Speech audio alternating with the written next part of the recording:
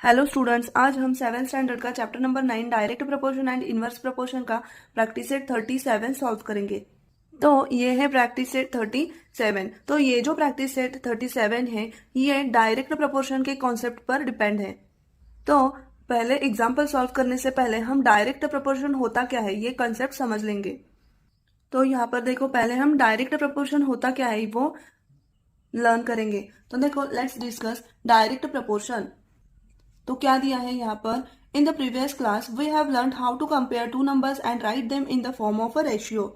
तो देखो, previous class means 6th class में हमने क्या देखा है कि दो नंबर्स को कैसे कंपेयर करते हैं और वो रेशियो के फॉर्म में कैसे लिखते हैं, ये हमने देखा है। अब यहाँ पर हम डायरेक्ट प्रोपोर्शन के लिए देखेंगे। एग्जाम्पल दिया है, देखो, look at the picture below, we see divisions of a circle made by its diameter. तो यहाँ पर देखो 4 सर्कल्स दी गई है। यहाँ पर पहले को ए नाम दिया है, दूसरे को बी, तीसरे को सी और चौथे को डी। तो यहाँ पर देखो नीचे क्या दिया है वो पहले पढ़ेंगे। Do you see any relationship between the number of diameters and the number of divisions they give rise to. तो पहले देखो फिगर फर्स्ट ए में देखो, यहाँ पर एक डायमीटर ड्रॉ किया है। तो एक डायमीटर ड्रॉ करने से सर्कल के कितने डिविजन्स, कितने पार्ट्स बन गए हैं यहाँ पर, तो 2 पार्ट्स बन गए हैं। मतलब वन डायमीटर ड्रॉ करने के बाद 2 डिविजन्स यहाँ पर मिल रहे हैं। फिगर बी में देखो, यहाँ पर देखो ये पहला डायमीटर और ये दूसरा, मतलब 2 डायमीटर्स ड्रॉ करने के बाद सर्कल के कितने डिविजन्स बन रहे हैं, 1 2 3 एंड 4। मीन्स जब हम सर्कल में 2 डायमीटर्स ड्रॉ करेंगे तो सर्कल के कितने डिविजन्स मिलेंगे, 4 डिविजन्स। नेक्स्ट फिगर सी में देखो, यहाँ पर हमने कितने डायमीटर्स ड्रॉ किए हैं, ये फर्स्ट, ये सेकेंड एंड ये थर्ड। मीन्स यहाँ पर कितने डायमीटर्स ड्रॉ किए हैं, तो 3 डायमीटर्स ड्रॉ किए हैं। और 3 डायमीटर्स ड्रॉ करने के बाद सर्कल के कितने डिविजन्स मिल रहे हैं, कितने पार्ट्स मिल रहे हैं, तो देखो 1 2 3 4 5 6। मीन्स जब हम सर्कल में 3 डायमीटर्स ड्रॉ करते हैं तो सर्कल के कितने डिविजन्स मिलते हैं, यहाँ पर 1 2 3 4 5 6 डिविजन्स मिल रहे हैं।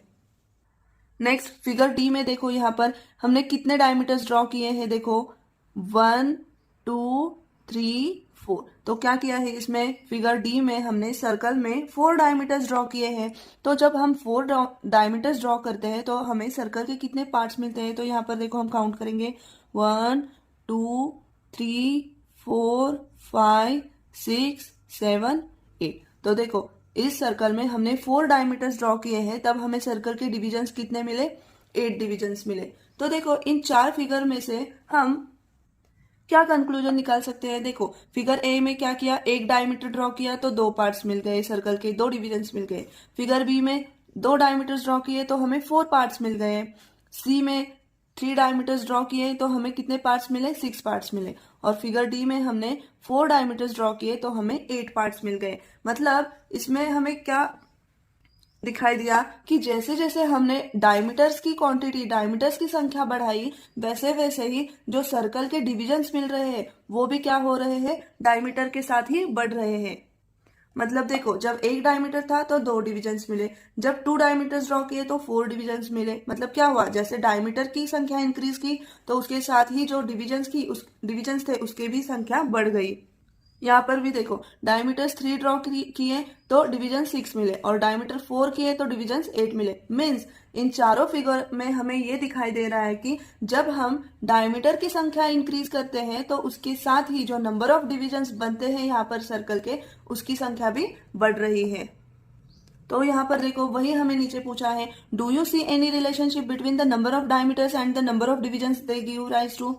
तो क्या पूछा, means number of diameters and number of divisions के बीच कुछ रिलेशन यहाँ पर दिख रहा है क्या, वो हमें पूछा है। तो ऑब्वियसली दिख रहा है। देखो जब एक डायमीटर था तो डिविजन्स 2 थे, जब 2 डायमीटर्स ड्रॉ किए तब 4 डिविजन्स बने। मतलब जैसे जैसे हम डायमीटर की संख्या बढ़ा रहे हैं उसी अनुसार जो डिविजन्स बन रहे हैं सर्कल के उसकी भी संख्या बढ़ रही है। तो देखो in figure A 1 diameter makes, देखो फिगर ए में देखो 1 डायमीटर है तो 1 डायमीटर ड्रॉ करने के बाद हमें डिविजन्स कितने मिल रहे हैं, तो 2 डिविजन्स मिल रहे हैं। तो यहाँ पर हम बॉक्स में लिखेंगे 2 parts of the circle. In figure B में देखो 2 डायमीटर मेक। अब देखो फिगर बी में 2 डायमीटर्स हमने यहाँ पर ड्रॉ किए हैं तो हमें कितने पार्ट्स मिल रहे हैं, देखो 1 2 3 4। कितने पार्ट्स मिल रहे हैं, 4। तो वो बॉक्स में हम यहाँ पर लिखेंगे 4। नेक्स्ट फिगर सी में देखो क्या है, फिगर सी में 3 डायमीटर्स हैं और पार्ट्स कितने मिले हैं, देखो 1 2 3 4 5 एंड 6, मीन्स जब 3 डायमीटर्स हैं तब डिविजन्स कितनी है, 6 है। और नेक्स्ट यहाँ पर क्या पूछा है, देखो in figure D 4 diameters make. देखो फिगर डी में पूछा है यहाँ पर कितने डायमीटर्स हमने ड्रॉ किए हैं, देखो ये 1 2, देखो ऐसे देखो यहाँ पर ये 1 2 3 एंड 4, मतलब 4 डायमीटर्स ड्रॉ करने के बाद हमें डिविजन्स कितनी मिली है, 1 2 3 4 5 6 7 8। तो बॉक्स में क्या लिखेंगे हम, 4 diameters make 8 parts of the circle. तो यहाँ पर देखो number of diameters and number of division का अगर हम रेशियो लेते हैं तो वो क्या मिलता है, देखो पहले 1 डायमीटर है उस टाइम पे डिविजन्स कितनी है, पार्ट्स कितने हैं सर्कल के, 2 है। तो क्या मिलेगा ratio, number of diameters 2, number of divisions 1/2। Next देखो जब 2 डायमीटर्स है तब पार्ट्स कितने बन रहे हैं सर्कल के, 4, तो रेशियो क्या मिलेगा 2/4। नेक्स्ट देखो जब 3 डायमीटर्स होंगे तब डिविजन्स कितनी मिल रही है, कितने पार्ट्स मिल रहे हैं सर्कल के, 6, तो रेशियो क्या मिलेगा 3/6। नेक्स्ट देखो जब 4 डायमीटर्स है तब डिविजन्स कितनी मिल रही है सर्कल की, 8, तो रेशियो क्या मिलेगा 4/8। तो यहाँ पर देखो अगर यहाँ पर 2/4 इस रेशियो को अगर हम रिड्यूस करते हैं तो देखो 2 1 जा 1, 2 2 जा 2, तो क्या मिलता है रेशियो 1/2। यहाँ पर भी देखो 3/6 को अगर हम रिड्यूस करते हैं तो देखो क्या मिलेगा 3 1 जा 1, 3 2 जा 6, क्या मिला यहाँ पर भी 1/2। नेक्स्ट इस 4/8 को भी अगर रिड्यूस करते हैं तो क्या मिलेगा 4 1 जा 1, 4 2 जा 2, मीन्स यहाँ पर देखो एवरी टाइम हमें रेशियो क्या मिल रहा है 1/2 1/2 1/2 1/2, मीन्स कांस्टेंट मिल रहा है। Means every time the ratio of number of divisions to the number of divisions, sorry number of diameters to the number of divisions क्या मिल रहा है, कांस्टेंट मिल रहा है। तो यही हमें आगे दिया है, देखो here the ratio of the number of diameters to the number of divisions remains constant. तो देखो क्या सीखा इस एग्जाम्पल से हमने, देखो जैसे जैसे एक क्वांटिटी को हम बढ़ाते हैं तो उसके अनुसार दूसरी क्वांटिटी भी ऑटोमेटिकली इंक्रीज होती है। यहाँ पर देखो 1 डायमीटर ये एक क्वांटिटी है और डिविजन्स ऑफ ए सर्कल ये सेकेंड क्वांटिटी है। तो जब 1 डायमीटर है तो डिविजन्स कितने मिल रहे हैं, 2। और नेक्स्ट देखो जब हम डायमीटर की संख्या बढ़ाते हैं 1 से 2 करते हैं तो डिविजन भी क्या होते हैं, 2 से 4 होते हैं, मीन्स डिविजन्स भी यहाँ पर बढ़ रहे हैं। तो देखो एक क्वांटिटी को बढ़ाते हैं तो दूसरी भी उसके साथ बढ़ती है, तो उसको हम बोलेंगे डायरेक्ट वेरिएशन। और डायरेक्ट वेरिएशन में क्या होता है, तो उन दोनों क्वांटिटी का जो रेशियो होता है वो हमेशा कांस्टेंट आता है। तो इस एग्जाम्पल से हम क्या सीखेंगे, देखो अगर 2 क्वांटिटीज हमें दी गई है और उसमें से अगर हम एक क्वांटिटी को बढ़ाते हैं तो उसके साथ दूसरी भी ऑटोमेटिकली बढ़ती है, तो क्या कहेंगे हम कि वो 2 क्वांटिटीज एक दूसरे के साथ डायरेक्ट वैरी हो रही है। और अगर हम उन 2 क्वांटिटीज का एक दूसरे के साथ रेशियो लेते हैं तो वो रेशियो एवरी टाइम कांस्टेंट मिलता है। तो देखो क्या है 2 कंडीशंस, अगर हम एक वेरिएबल को एक क्वांटिटी को बढ़ाते हैं तो दूसरी क्वांटिटी भी बढ़ जाती है, और अगर हम दोनों का रेशियो लेते हैं तो वो रेशियो हमेशा कांस्टेंट आता है। अगर ये 2 कंडीशंस हमेशा सेटिस्फाई होती है तो हम क्या कहेंगे कि वो दो क्वांटिटी जो है वो एक दूसरे के साथ डायरेक्ट वैरी करती है। तो यहाँ पर देखो number of diameters and number of divisions of a circle, ये 2 क्वांटिटीज एक दूसरे के साथ डायरेक्ट वैरी करती है। तो हम क्या करेंगे, this is example of a direct variation. Next example क्या दिया है बुक में, देखो the number of notebooks that the students of a government school received is shown in the table below. तो देखो यहाँ पर इस टेबल में क्या दिया है, फर्स्ट रो में चिल्ड्रंस की संख्या दी है, सेकंड रो में नोटबुक्स की संख्या दी है। तो देखो चिल्ड्रन की संख्या जब 15 है तो उन्हें मिलने वाले नोटबुक्स क्या है, 90 है। जब चिल्ड्रंस की संख्या 12 है तो उन्हें मिलने वाले नोटबुक 72 है। जब चिल्ड्रंस की संख्या 10 है तब उन्हें मिलने वाले नोटबुक 60 है। चिल्ड्रन की संख्या जब 5 है तब नोटबुक्स की संख्या 30 है। तो देखो यहाँ पर हम यहाँ पर अगर चिल्ड्रन की संख्या का नोटबुक की संख्या के साथ रेशियो निकालेंगे तो क्या मिलेगा, देखो number of childrens upon number of notebooks. अगर हम रेशियो निकालते हो तो क्या मिलेगा, 15/90, देन 12/72, देन 10/60, देन 5/30। तो यहाँ पर देखो जो ये रेशियो है वो अगर हम रिड्यूस फॉर्म में निकालेंगे तो क्या मिलेगा हमें, यहाँ पर देखो 15 1 जा 15, 15 6 जा 90, तो क्या मिला यहाँ पर 1/6। यहाँ पर देखो 12 1 जा 12, 12 6 जा 72, क्या मिला 1/6। 10 1 जा 1, 10 6 जा 6, 10 6 जा 60, तो क्या मिला रेशियो 1/6, 5 1 जा 1, 5 6 जा 30, तो देखो यहाँ पर भी क्या मिला 1/6, मीन्स एवरी टाइम जो रेशियो हमने यहाँ पर निकाला वो क्या मिला 1/6, 1/6, 1/6, 1/6, दैट इज कॉन्स्टेंट रेशियो मिला है एवरी टाइम। तो कैसे लिखेंगे हम 1/6।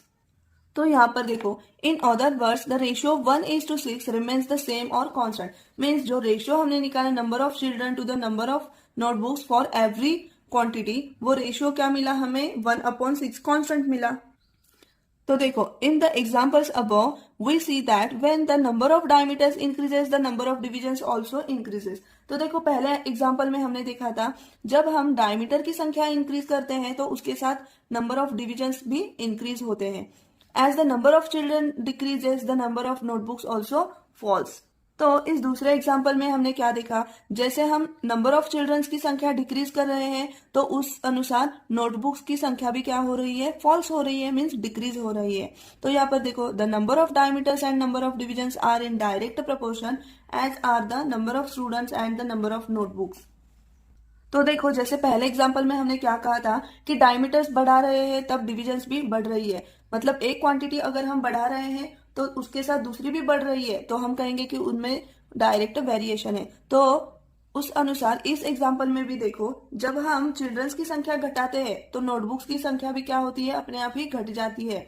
मीन्स अगर एक क्वांटिटी को हम डिक्रीज कर रहे हैं तो दूसरी भी उसके साथ डिक्रीज हो रही है, तो हम क्या कहेंगे कि वो दोनों जो क्वांटिटीज है वो एक दूसरे से डायरेक्ट वेरी करती है, वो एक दूसरे के साथ डायरेक्ट प्रपोर्शन में है। और दोनों एग्जाम्पल में हमने देखा कि हमने डायमीटर का जब डिवीजन के साथ रेशियो लिया था तो वो रेशियो भी कांस्टेंट आ रहा था, और यहाँ पर नंबर ऑफ चिल्ड्रंस और नंबर ऑफ नोटबुक्स का रेशियो लिया तो वो भी कांस्टेंट आ रहा था। तो हम क्या कहेंगे कि डायरेक्ट वेरिएशन कब कहेंगे, अगर हमें कोई भी दो क्वांटिटीज दी हो तो उनमें से अगर एक क्वांटिटी बढ़ रही है तो उसके साथ दूसरी भी बढ़ती है और वो दोनों का रेशियो हमेशा कांस्टेंट मिलता है। और सेकेंड क्या रहता है कि अगर एक क्वांटिटी डिक्रीज हो रही है तो उसके साथ दूसरी भी डिक्रीज हो रही है और दोनों का रेशियो कांस्टेंट मिल रहा है, तो हम उसे भी कहेंगे कि वो दो क्वांटिटीज डायरेक्ट वेरिएशन में है। तो हमने डायरेक्ट वेरिएशन की कंसेप्ट को यहाँ पर लर्न किया। अब हम प्रैक्टिस सेट के सारे एग्जांपल्स 1 बाय 1 सॉल्व करेंगे। तो फर्स्ट एग्जांपल है देखो, if 7 kilogram onions cost 140 rupees, how much must we pay for 12 kilogram onions. तो पहले यहाँ पर क्वेश्चन का मीनिंग समझेंगे। देखो 7 किलोग्राम ओनियंस है तब उनकी कॉस्ट क्या है 140 रुपीज, तो 12 किलोग्राम ओनियंस की कॉस्ट कितनी होगी ये हमें फाइंड करना है। तो यहाँ पर देखो ओनियंस की क्वांटिटी क्या कर रहे हैं हम 7 किलोग्राम से 12 किलोग्राम्स कर रहे हैं, मीन्स 7 किलोग्राम से हम 12 किलोग्राम्स करेंगे तब 12 किलोग्राम्स के लिए हमें क्या करना पड़ेगा, ज्यादा पे करना पड़ेगा, 12 किलोग्राम ओनियंस की कॉस्ट ज्यादा होगी। तो यहाँ पर देखो 7 किलोग्राम्स के लिए 140 रुपीज कॉस्ट है तो 12 किलोग्राम्स के लिए क्या होगी, कॉस्ट भी ज्यादा होगी। मीन्स यहाँ पर ओनियंस और उसकी जो कॉस्ट है उसमें क्या है, तो डायरेक्ट वेरिएशन रिलेशन है। मतलब जैसे जैसे हम ओनियंस की क्वांटिटी बढ़ाएंगे तो उसके साथ उसकी जो कॉस्ट है वो भी बढ़ जाएगी, इसलिए हम क्या कहेंगे कि the quantity of onions and their cost are in direct proportion.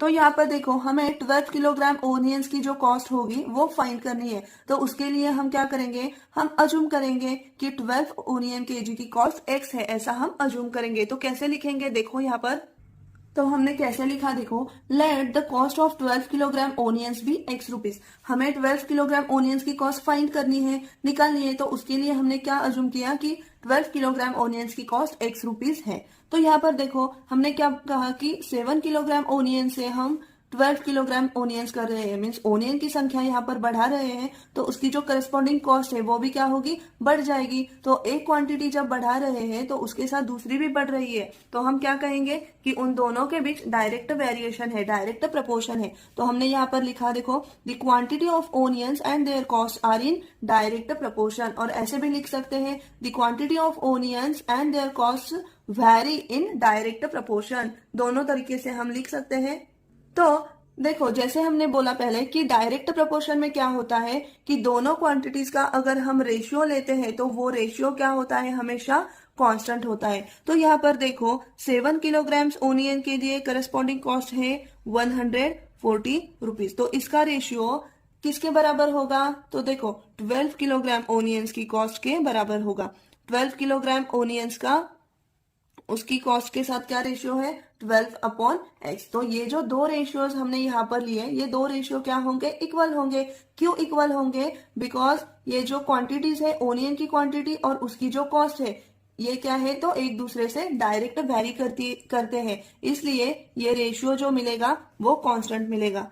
तो हमने कैसे लिखा? देखो 7/140 इज इक्वल टू 12/x। अब हम ये कैसे सॉल्व कर सकते हैं? तो देखो दो रैशनल नंबर्स है और उनके बीच इक्वालिटी है, तो हम कैसे सॉल्व करेंगे? क्रॉस मल्टीप्लीकेशन से। तो देखो क्रॉस मल्टीप्लीकेशन करने के बाद क्या मिलेगा? देखो 7 into x is equal to 12 into 140। अब यहाँ पर देखो अननोन कौन है? x है। हमें x पता नहीं है, x की वैल्यू फाइंड करनी है, तो हम क्या करेंगे? इस साइड सिर्फ x को ही रखेंगे और ये जो मल्टीप्लीकेशन में 7 है ये अपोजिट साइड में ट्रांसफर करेंगे। तो क्या मिलेगा यहाँ पर? देखो 12 इंटू 140 एज इट इज रहेगा और जो यहाँ पर मल्टीप्लीकेशन में 7 था वो क्या होगा? डिनोमिनेटर में जाएगा। तो क्या मिलेगा यहाँ पर? देखो 7 1 जा 1, 7 2 जा 14 एंड 0 एज इट इज। तो क्या मिला यहाँ पर हमें मल्टीप्लीकेशन में? देखो 12 इंटू 20। तो आगे देखो प्रोडक्ट क्या मिलेगा? देखो 12 0 जा 0, 12 2 जा 24। तो देखो x की क्या वैल्यू क्या मिली हमें? Therefore x is equal to 240। और x क्या है? हमने किसके लिए x ये नोटेशन यूज किया है? तो cost of 12 kilogram onions.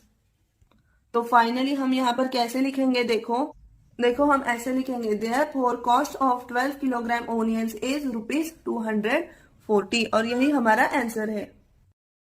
Next example है, देखो if 600 rupees buy 15 bunches of feed, how many will 1280 rupees buy? तो पहले यहाँ पर एग्जाम्पल का मीनिंग समझेंगे। देखो 600 रुपीज में अगर हम 15 bunches बाय कर सकते हैं तो 1280 रुपीज में कितने बंचेस बाय कर सकते हैं? तो यहाँ पर देखो रुपीज ये फर्स्ट क्वांटिटी है एंड नंबर ऑफ बंचेस ये सेकंड क्वांटिटी है। तो यहाँ पर देखो अगर हम रुपीज की क्वांटिटी बढ़ा रहे हैं, रुपीज की क्वांटिटी क्या कर रहे हैं? 600 से 1280 कर रहे हैं, मीन्स इंक्रीज कर रहे हैं, तो जो नंबर ऑफ बंचेस होंगे वो भी क्या होंगे? इंक्रीज होंगे। अगर 600 में 15 बंचेस आ रहे हैं तो 1280 में ज्यादा बंचेस आएंगे। तो यहाँ पर देखो रुपीज एंड बंचेस, इन दो क्वांटिटी के बीच कौन सा वेरिएशन है? तो डायरेक्ट वेरिएशन है। तो ये जो एग्जाम्पल है वो क्या है? तो डायरेक्ट वेरिएशन का, डायरेक्ट प्रपोर्शन का एग्जाम्पल है। तो हमें क्या करना है? यहाँ पर 1280 रुपीज में कितने बंचेस हम बाय कर सकते हैं वो फाइंड करना है। तो क्या करेंगे? हम उसके लिए नोटेशन यूज करेंगे और कैसे लिखेंगे? देखो तो हमने यहाँ पर लिखा है, देखो let the number of bunches by be x, means 1280 rupees में कितने बंचेस हम बाय कर सकते हैं, उसके लिए हमने एक्स ये नोटेशन यूज किया। मीन्स एक्स बंचेस हम 1280 रुपीज में बाय कर सकते हैं। अब देखो यहाँ पर रुपीज और नंबर ऑफ बंचेस में कौन सा वेरिएशन है? डायरेक्ट वेरिएशन है, तो वो भी यहाँ पर हम लिखेंगे। तो यहाँ पर देखो हमने लिखा the number of bunches and their cost are in direct proportion. तो देखो डायरेक्ट प्रपोर्शन में क्या होता है कि अगर हम उन दो क्वांटिटीज का रेशियो लेते हैं तो वो रेशियो क्या होता है? हमेशा कांस्टेंट होता है। तो हम यहाँ पर कैसे ले सकते हैं? देखो 600 रुपीज में हम 15 बंचेस बाय कर सकते हैं, तो इसका रेशियो कैसे लेंगे? देखो 600/15 और 1280 रुपीज में कितने बंचेस हम बाय कर सकते हैं, तो उसके लिए हमने एक्स ये नोटेशन यूज किया है। तो डायरेक्ट वेरिएशन में क्या, ये दोनों जो रेशियो है वो रेशियोज इक्वल आएंगे, इसलिए हमने ऐसे लिखा 600/15 इज इक्वल टू 1280/x। तो ये जो इक्वेशन यहाँ पर है वो हम x के लिए सॉल्व करेंगे। तो क्या मिलेगा हमें? देखो नेक्स्ट स्टेप क्या मिली हमें? देखो x into 600 is equal to 15 into 1280। क्या किया हमने? उस इक्वेशन में क्रॉस मल्टीप्लीकेशन किया, तो ये स्टेप हमें यहाँ पर मिली। तो देखो यहाँ पर अब क्या है? यहाँ पर x ये क्या है? अननोन है, तो हमें इस अननोन की वैल्यू यहाँ पर निकालनी है। तो इस x को क्या करेंगे? सिर्फ एक साइड में रखेंगे और ये जो मल्टीप्लीकेशन में 600 है वो अपोजिट साइड में ट्रांसफर करेंगे। तो क्या मिलेगा यहाँ पर? देखो 15 इंटू 1280 अपॉन, यहाँ पर 600 मल्टीप्लीकेशन में है तो अपोजिट साइड में डिवीजन में आएगा। तो क्या मिला 15 इंटू 1280 अपॉन 600। तो यहाँ पर देखो इस जीरो को ये जीरो कैंसिल हो गया, 15 वन जा 15, 15 4 जा 16, 60। तो देखो क्या मिला 128 अपॉन 4। अब नेक्स्ट देखो 4 वन जा 1, 4 थ्री जा 12 एंड 4 टू जा 8। तो क्या मिला यहाँ पर 32। तो देखो x की वैल्यू हमें यहाँ पर क्या मिली, x इज इक्वल टू 32।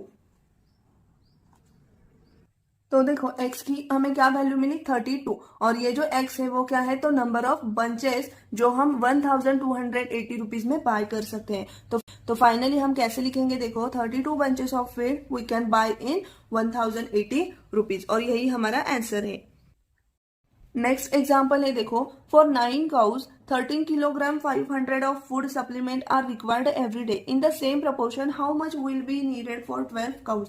तो देखो यहाँ पर 9 काउज है, उनको रोज 13 किलोग्राम 5 ग्राम का फूड सप्लीमेंट लगता है। तो देखो 12 काउज को कितना फूड सप्लीमेंट लगेगा वो हमें फाइंड करना है। तो यहाँ पर देखो काउज की संख्या पहले क्या है 9 है, 9 से हम क्या कर रहे हैं 12 कर रहे हैं, मीन्स काउज की संख्या हम बढ़ा रहे हैं। तो अगर काउज हम बढ़ाएंगे तो उनको जो फूड सप्लीमेंट लगता है रोज वो भी क्या होगा, बढ़ेगा। तो यहाँ पर देखो अगर एक क्वांटिटी हम बढ़ा रहे हैं तो उसके साथ दूसरी भी बढ़ रही है, तो हम क्या कहेंगे, ये एग्जाम्पल डायरेक्ट वेरिएशन का एग्जाम्पल है। तो इस एग्जाम्पल में number of cows and food supplement required every day are in direct proportion. तो हमें इस एग्जाम्पल में क्या फाइंड करना है कि 12 काउज को रोज कितना फूड सप्लीमेंट लगता है वो हमें फाइंड करना है। तो हम क्या अज्यूम करेंगे पहले कि 12 काउज को x क्वांटिटी का फूड सप्लीमेंट रोज लगता है। तो हम कैसे लिखेंगे, देखो let the quantity of food required be x kg, मतलब 12 काउज को जो फूड सप्लीमेंट की क्वांटिटी लगती है उसके लिए हमने यहाँ पर x ये नोटेशन यूज किया। और यहाँ पर एग्जाम्पल में देखो जो काउस की क्वांटिटी है और उनका जो फूड सप्लीमेंट है उसमें क्या है, डायरेक्ट वेरिएशन है, ये हमने फाइंड किया है। तो हम यहाँ पर लिखेंगे the quantity of food and the number of cows are in direct variation. तो हमें पता है कि डायरेक्ट वेरिएशन में क्या होता है, जो दो क्वांटिटी का रेशियो होता है वो रेशियो हमेशा कांस्टेंट आता है। तो यहाँ पर देखो 9 काउज है, तब उन्हें कितनी फूड सप्लीमेंट लगती है, तो 13 किलोग्राम 500 ग्राम्स। तो यहाँ पर देखो दो यूनिट्स यूज किए हैं, किलोग्राम भी है और ग्राम भी है। तो हमें पता है कि 500 ग्राम्स मीन्स क्या होता है, तो हाफ किलोग्राम होता है। तो 13 किलोग्राम 500 ग्राम हम कैसे लिखेंगे, देखो यहाँ पर हम कन्वर्जन करेंगे। देखो 13 किलोग्राम 500 ग्राम्स, तो यहाँ पर देखो 13 किलोग्राम्स एज इट इज रहेगा, और ये जो 500 ग्राम्स है, 500 ग्राम्स मीन्स क्या होता है, तो हाफ किलोग्राम होता है। तो हाफ किलोग्राम हम ऐसे भी लिख सकते हैं 0.5, तो इसको यूनिट क्या जाएगा, किलोग्राम।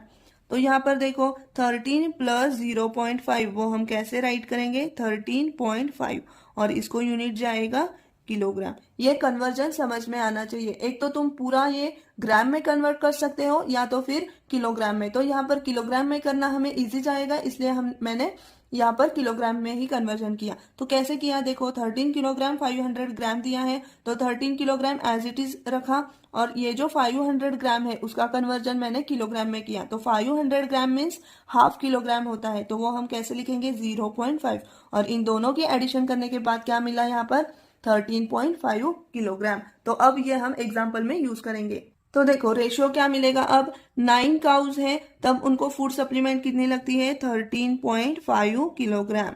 तो देखो 12 काउज होंगी तो उनको फूड सप्लीमेंट कितनी लगेगी ये हमें फाइंड करना है। तो उसके लिए हमने एक्स ये नोटेशन यूज किया है। अब ये इक्वेशन क्या करेंगे, हम एक्स के लिए सॉल्व करेंगे। तो देखो क्रॉस मल्टीप्लीकेशन करने के बाद हमें क्या मिलेगा, देखो x into 9 is equal to 12 into 13.5। हमें क्या करना है, अब ये इक्वेशन x के लिए सॉल्व करना है क्योंकि हमें यहाँ पर x की वैल्यू फाइंड करनी है। तो हम कैसे लिखेंगे, देखो x is equal to 12 into 13.5 upon 9। अब यहाँ पर देखो 12 और 9 इन दोनों का कॉमन डिवाइजर कौन सा है, 3 है। तो 3 से हम इन्हें डिवाइड करेंगे, देखो 3 3 जार 9 और 3 4 जार 12। तो क्या मिला यहाँ पर, देखो 4 इंटू 13.5 अपॉन 3। तो अब यहाँ पर देखो ये जो प्रोडक्ट है 13.5 इंटू 4, ये हम साइड में करेंगे। देखो क्या मिलेगा, 4 5 जार 20, तो 0 यहाँ पर लिखेंगे, 2 जाएगा कैरी में, 4 3 जार 12, 12 प्लस 2 14, तो 4 यहाँ पर आएगा, 1 जाएगा कैरी में, 4 1 जार 4, 4 प्लस 1 5, तो क्या मिला यहाँ पर 540। अब यहाँ पर देखो डेसिमल पॉइंट कहाँ है, तो डेसिमल पॉइंट के बाद एक डिजिट हमें राइट साइड में है, तो हम क्या करेंगे, यहाँ पर भी एक डिजिट राइट साइड में रखेंगे और ऐसे डेसिमल पॉइंट देंगे। तो क्या मिला प्रोडक्ट हमें, 13.5 इंटू 4 का प्रोडक्ट क्या मिला, 54। तो क्या लिखेंगे यहाँ पर देखो 54/3। तो अब ये डिवीजन करने के बाद क्या मिलेगा, 3 1 जार 3, 3 1 जार 3, यहाँ पर 2 रहता है, तो क्या मिला यहाँ पर 24, 3 8 जार 24, तो क्या मिला यहाँ पर 18, therefore x is equal to 18। और ये x क्या है, तो food supplement required for 12 cows, और इसको जो यूनिट है वो हमने किलोग्राम का यूज किया है। तो x की वैल्यू क्या मिली हमें, 18 किलोग्राम।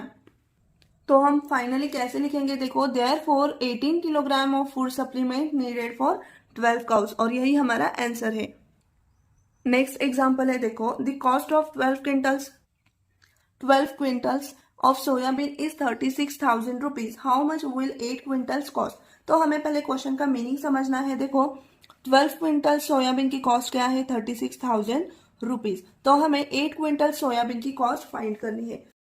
तो यहाँ पर देखो 12 क्विंटल सोयाबीन की कॉस्ट क्या है, 36,000 रुपीज। तो यहाँ पर देखो सोयाबीन की क्वांटिटी पहले 12 क्विंटल्स थी, तो 12 क्विंटल से अब कम की है, 8 क्विंटल्स की है। तो देखो सोयाबीन की अगर क्वांटिटी कम हुई है तो उसकी जो कॉस्ट होगी तो वो भी क्या होगी, कम होगी। मतलब एक क्वांटिटी अगर यहाँ पर डिक्रीज हो रही है तो दूसरी भी क्या होगी, डिक्रीज होगी। तो हम क्या कहेंगे, this is a example of direct proportion. इन दोनों में क्या है, डायरेक्ट प्रपोर्शन है।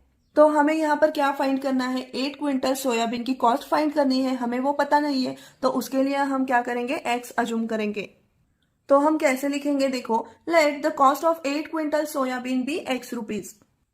तो देखो कैसे लिखा हमने यहाँ पर, let the cost of 8 quintal soybean be x rupees and the quantity of soybean and their cost are in direct variation. इन दोनों के बीच डायरेक्ट वेरिएशन है, ये हमने लिखा। तो अब हमें पता है कि डायरेक्ट वेरिएशन में क्या होता है कि उन दोनों क्वांटिटीज का अगर हम रेशियो लेते हैं तो वो रेशियो एवरी टाइम कांस्टेंट मिलता है। तो यहाँ पर देखो हम कैसे लेंगे, देखो 12 क्विंटल्स के लिए प्राइस क्या है, कॉस्ट क्या है, 36,000, तो हमने क्या लिया रेशियो, 12/36,000। तो ये रेशियो किसके बराबर होगा, तो देखो 8 क्विंटल्स की कॉस्ट क्या है, x है, तो क्या मिला यहाँ पर रेशियो 8/x। तो देखो इन दोनों के बीच डायरेक्ट वेरिएशन है, तो ये जो रेशियो है दो, ये दोनों रेशियो क्या होंगे, इक्वल होंगे। तो अब हम क्या करेंगे, ये जो इक्वेशन है वो x के लिए सॉल्व करेंगे। तो देखो कैसे सॉल्व करेंगे, यहाँ पर हम लेंगे क्रॉस मल्टीप्लीकेशन।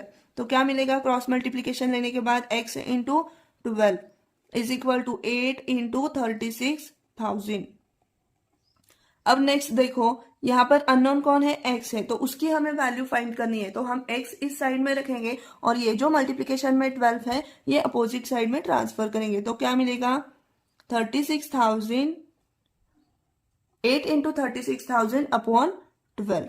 अब यहाँ पर देखो हम क्या करेंगे, ये कैलकुलेट करेंगे। देखो 12 1 जा 1, 12 3 जा 36, और ये जो 30 है वो आगे एज इट इज रहेंगे। तो क्या मिलेगा, देखो 8 इंटू 3,000। तो मल्टीप्लीकेशन करने के बाद क्या मिलेगा हमें, देखो 8 3 जा 24, और ये जो 30 है आगे वो एज इट इज रहेंगे। तो x की वैल्यू हमें क्या मिली यहाँ पर, देखो x इज इक्वल टू 24,000, और इसको यूनिट क्या है, रुपीज। तो हम ऐसे लिखेंगे x is equal to 24,000 rupees. तो फाइनली हम कैसे लिखेंगे, देखो therefore cost of 8 quintal soybean is ₹24,000।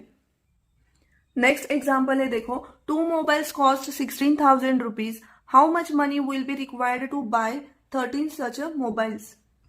तो पहले क्वेश्चन का मीनिंग समझेंगे। देखो 2 mobiles cost 16,000 rupees means 2 mobiles की कॉस्ट क्या है, 16,000 रुपीज है। तो वैसे ही 13 मोबाइल्स की कॉस्ट क्या होगी, ये हमें फाइंड करना है। तो यहाँ पर देखो मोबाइल्स की क्वांटिटी पहले क्या है 2 है, तो 2 मोबाइल्स के लिए 16,000 कॉस्ट है, तो 13 मोबाइल्स के लिए कितनी कॉस्ट होगी ये फाइंड करना है।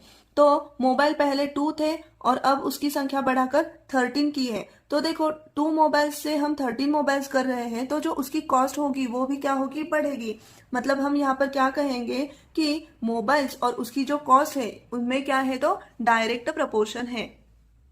तो देखो हमें यहाँ पर क्या फाइंड करना है, 13 मोबाइल्स की कॉस्ट फाइंड करनी है। तो हम अज्यूम करेंगे कि x be the cost of 13 mobiles. तो हमने यहाँ पर कैसे लिखा, देखो let the cost of 13 mobiles be x rupees. अब यहाँ पर जो क्वांटिटीज है, number of mobiles and their cost, इनमें क्या है, डायरेक्ट वेरिएशन है, डायरेक्ट प्रपोर्शन है, यह हमने फाइंड किया। तो हम यहाँ पर लिखेंगे, देखो number of mobiles and their cost in direct proportion, ये हमने लिखा। तो देखो डायरेक्ट प्रपोर्शन में क्या होता है कि उन दो क्वांटिटीज का रेशियो हमेशा कांस्टेंट आता है। तो यहाँ पर हम कैसे लिखेंगे, देखो 2 मोबाइल्स की कॉस्ट क्या है 16,000, तो रेशियो हम कैसे लेंगे 2/16,000। और देखो 13 मोबाइल्स की कॉस्ट क्या है, x हमने अज्यूम की है। तो देखो डायरेक्ट प्रपोर्शन है, तो ये जो रेशियो है वो एवरी टाइम क्या रहेंगे, कांस्टेंट रहेंगे।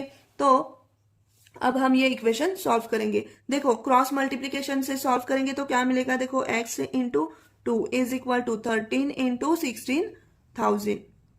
तो अब यहाँ पर देखो x ये अननोन है, हमें x की वैल्यू फाइंड करनी है। तो x क्या करेंगे, एक साइड में रखेंगे और ये जो मल्टीप्लीकेशन में 2 है वो अपोजिट साइड में ट्रांसफर करेंगे। तो क्या मिलेगा, देखो 13 इंटू 16,000 अपॉन 2। तो ये सॉल्व करने के बाद क्या मिलेगा हमें, यहाँ पर देखो 2 1 जार 2, 2 8 जा 16, तो क्या मिलेगा यहाँ पर 8,000। तो देखो 13 इंटू 8,000।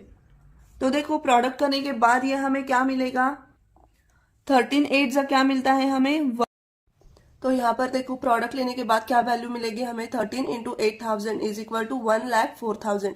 तो ये हमने x के लिए वैल्यू फाइंड आउट की। तो फाइनली हम कैसे लिखेंगे, therefore x is equal to 1,04,000। और ये जो वैल्यू है वो क्या है, ये कॉस्ट है, कॉस्ट ऑफ मोबाइल्स है, और इसको यूनिट कौन सा है, तो रुपीज का, तो इसे हम दे देंगे यहाँ पर। तो देखो क्या मिले हमें value, x is equal to 1,04,000 rupees. So finally हम कैसे लिखेंगे, देखो therefore the cost of 13 mobiles be 1,04,000 rupees, और यही हमें क्वेश्चन में पूछा है। तो यही हुआ उसका फाइनल आंसर। तो देखो इस तरह से हमने प्रैक्टिस सेट 37 के सारे एग्जाम्पल सॉल्व किए हैं। अगर आपको ये सारे एग्जाम्पल समझ में आ गए हो तो प्लीज इस वीडियो को ज्यादा से ज्यादा लाइक शेयर एंड सब्सक्राइब कीजिए। मिलते हैं नेक्स्ट वीडियो में।